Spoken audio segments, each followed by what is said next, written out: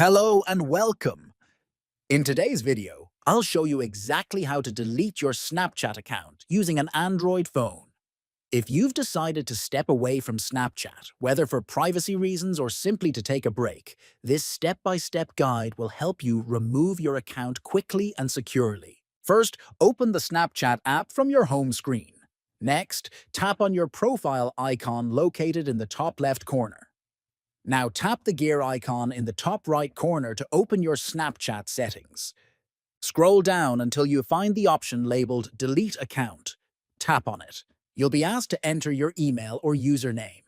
Type it in, then tap Next. Enter your Snapchat password and press Next again. Snapchat will now send a verification code to your registered email or phone number. Copy the code from your email or text message and paste it into the verification field. Tap Next once more. Finally, re-enter your password and press Continue to confirm the account deletion process.